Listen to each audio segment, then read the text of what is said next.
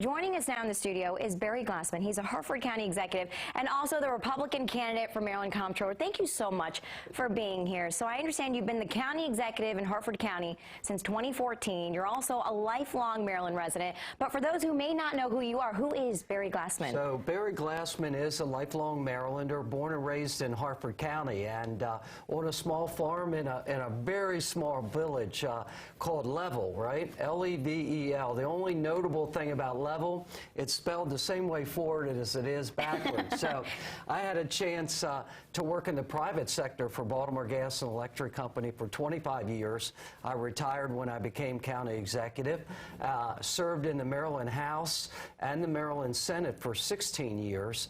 And so I've been blessed over the years to really have a private sector job and work in the public sector down in the General Assembly and as Harford County's county executive. We're the 8th largest county in the state of Maryland, about 250,000 people. So it has given me a lot of experience that really will help me when I'm Maryland's next comptroller. So in the general election, you're going up against Democrat Brooke Lierman, and this month you got the endorsement of Governor Larry Hogan.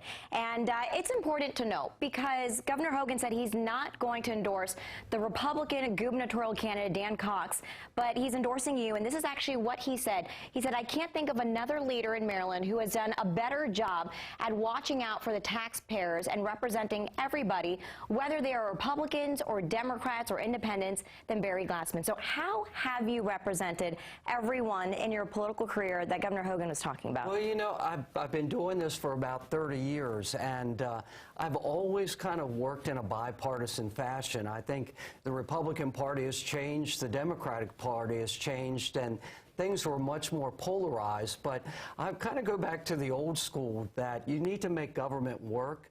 And you do that by working together, compromising, finding good policy. And the governor and I have worked really well together. And, you know, in Harford County, we've been able to fully fund public education, public safety, but at the same time, we've cut taxes and we have 24 AAA bond ratings. So it can be done by working together and not necessarily falling back to name-calling and really trying to pick pure ideology over good government, good common sense government. So, you know, I want to talk about that because in Maryland right now, clearly there are two distinct parties. You have Republicans who are more right, far right. They are backed by Donald Trump. And then they have Republicans like yourself and Governor Hogan who are more moderate and willing to work across party lines.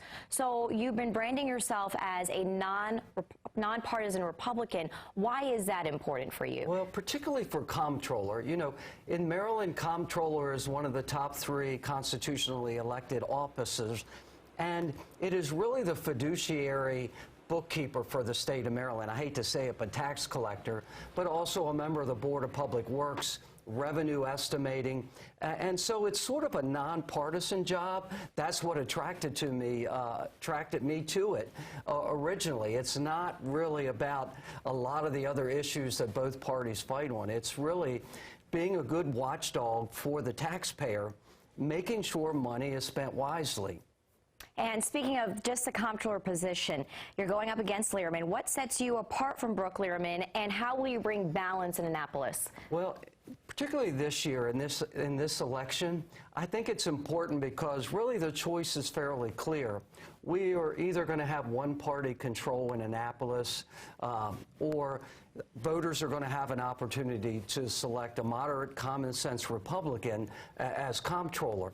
And so that's what the choices are. And in my experience, one-party control in Annapolis is really least effective and always most expensive. So, and Delegate Lierman has really a track record in Annapolis of being fairly progressive, and I think in this election, it's important for Maryland voters to have at least one common sense moderate in the state government, somebody that's run a county government, balanced budgets, projected revenue, and worked with a pension system. Harford County is fully funded. The state, we have a ways to go. We're billions behind in funding our pension system. So I think the combination of that makes me kind of the right candidate at the right time this year. All right, candidate for Maryland Comptroller, Barry Glassman, thank you so much for being here.